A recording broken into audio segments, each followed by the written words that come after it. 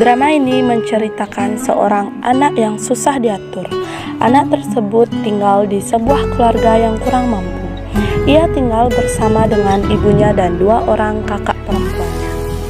Akan tetapi, sifat yang dimiliki oleh si anak tersebut sangat berbeda dari kakak-kakaknya.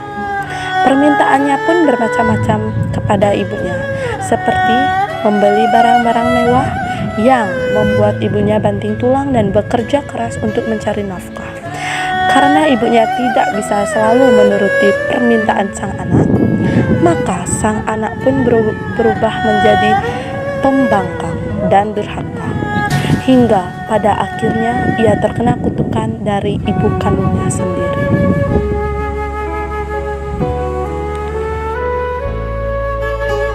Di sebuah gubuk yang kecil dan kumuh, tinggallah seorang janda dan 2 anaknya. Mereka hidup bertiga di gubuk tersebut. Janda tersebut bernama Ibu Yani, dan nama anak Ibu Yani yang pertama yaitu Melati. Anak kedua bernama Sari, dan yang terakhir bernama Mawar. Karakter dari ketiga anak Ibu Yani tersebut jauh berbeda. Melati dan Sari memiliki karakter sikap yang baik hati dan lemah lembut. Sedangkan yang terakhir, yaitu Mawar, memiliki karakter pemarah dan suka mengambil hak milik orang lain. Ibu Yani adalah orang yang pekerja keras. Pekerjaan Ibu Yani adalah sebagai pedagang sayur. Tibalah suatu hari. Bu, iya. Ada apa, Nak? Ibu ada di sini. Bu, aku mau ibu belikan aku HP baru. Tapi nak, dagangan ibu hari ini hanya segini saja. Dan hasilnya cuma segini saja. Kan tidak cukup untuk beliin HP baru. Untuk apa kamu ikut kayak teman-temanmu, Dik? Mereka kan orang kaya. Kita orang makan aja nggak bisa. Udahlah, Kak. Nggak usah nasihati aku. Lebih baik aku pergi saja dari sini.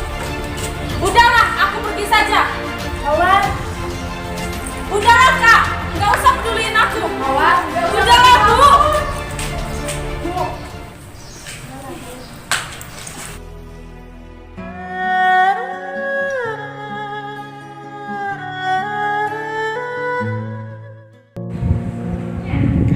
Setelah Mawar pergi dari rumah, Ibu Yani pun sangat bersedih.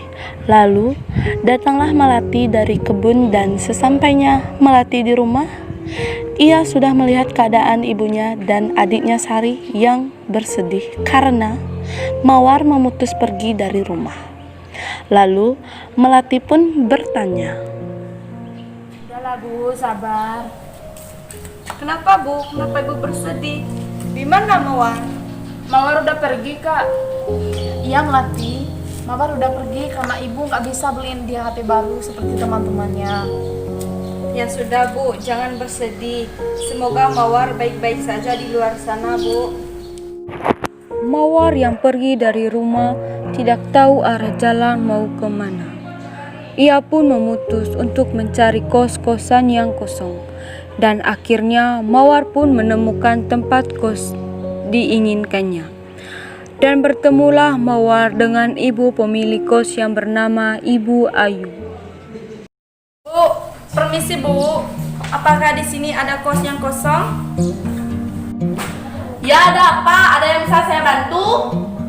Bu, apakah di sini ada kos-kosan yang kosong? Ya, masih ada kos-kosan yang kosong. Bisa dilihat dulu ya. akan tinggal di sini. Oh baiklah, tapi ingat uang pembayaran kos-kosannya selama sebulan yaitu 500.000 ya. Usahakan kamu tidak sampai menunggaknya. Baik Bu. Diceritakan 2 minggu kemudian Mawar menemukan pekerjaan. Mawar bekerja di sebuah toko sembako milik Pak Hardi. Pada suatu hari, Pak Hardi menitipkan tokonya kepada Mawar karena Pak Hardi akan pergi ke kondangan kerabatnya. Nah Mawar, Bapak titip toko sebentar ya. Bapak mau kondangan ke kerabat Bapak. Baiklah Pak, saya akan menjaga toko ini dengan baik. Baik, saya mau berangkat dulu ya. Baik Pak. Mawar yang tadinya dititipkan amanah untuk menjaga toko Pak Hardi justru berniat buruk. Mawar mencuri uang yang ada di kasir. Lalu beberapa saat kemudian datanglah Pak Hardi dan Pak Hardi pun terkejut melihat uangnya yang berada di brankas kasir hilang. Lalu Pak Hardi bertanya kepada Mawar.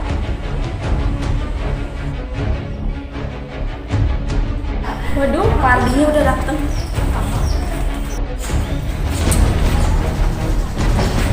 Aduh, capeknya.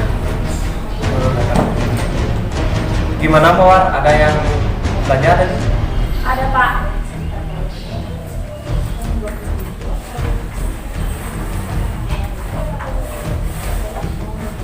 Loh, kok uangnya semua dilaci-laci hilang? Apa kamu yang mengambilnya? Tidak Pak, mana mungkin saya mengambil uang Bapak. Kalau Bapak nggak percaya, silakan Bapak periksa tas saya.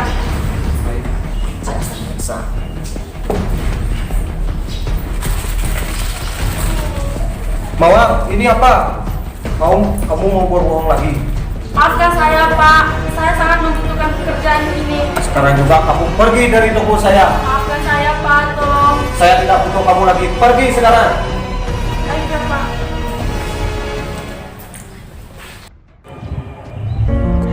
Beberapa hari kemudian, Mawar yang sedang jalan-jalan di taman bertemu dengan seorang pemuda tampannya bernama Roy.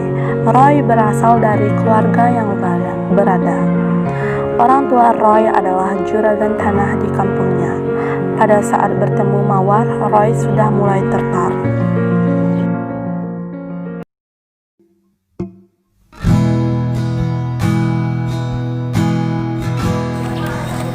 Hei, boleh kenalan nggak? Ya boleh. Oh, nama kamu siapa? Nama aku Mawar. Nama kamu siapa? Oh, kalau nama aku Roy. Kamu tinggal di mana? Rumahku di sebelah jalan sana. Orang tua kamu kerja di mana? Orang tuaku lagi kerja di luar kota. Oh, kalau begitu, aku antar kamu pulang ya. Ya. Roy, antar aku sampai sini aja ya. Oh, iya. Ke minggu depan, rencananya aku akan kenalin kamu sama orang tua kamu. Baiklah. Diceritakan Melati mendapat kabar dari penduduk desa bahwa Mawar sedang berada di kota.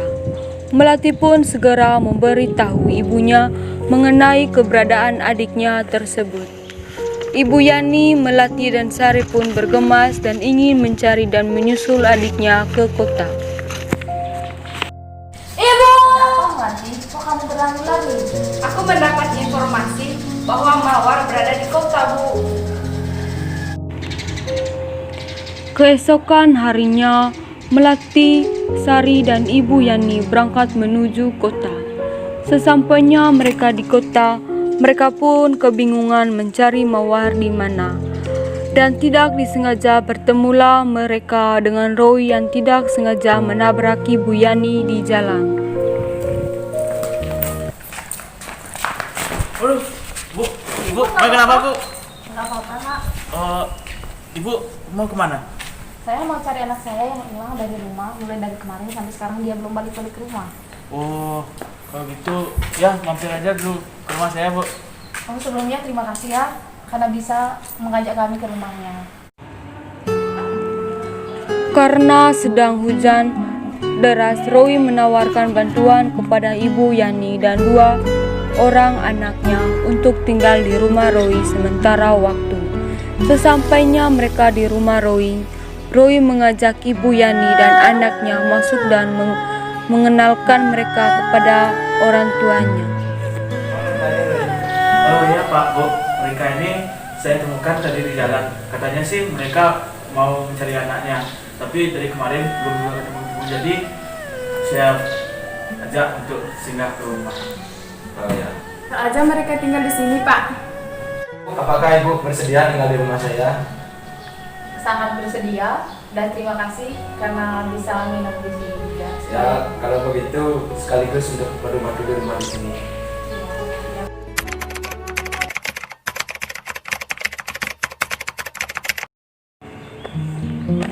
Beberapa hari kemudian, Roy membawa Mawar ke rumahnya. Lalu bertemulah Mawar dan ibunya di rumah Roy. Terjadilah pertengkaran hebat antara Mawar dan ibunya karena Mawar tidak mengakui ibu kandungnya sendiri.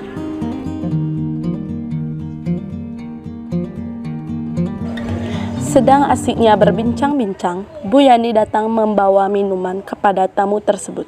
Betapa terkejutnya Ibu Yani, Melati, dan Sari bahwa tamu tersebut adalah Mawar.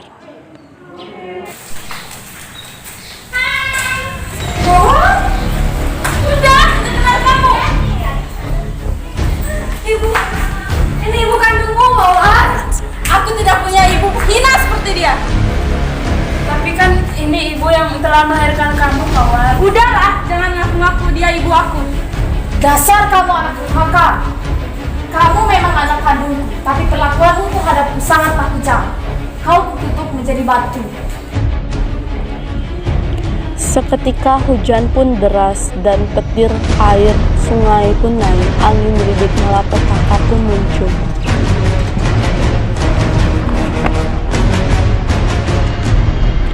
Seketika tubuh Mawar pun tersambar petir dan tubuh Mawar pun menjadi kaku.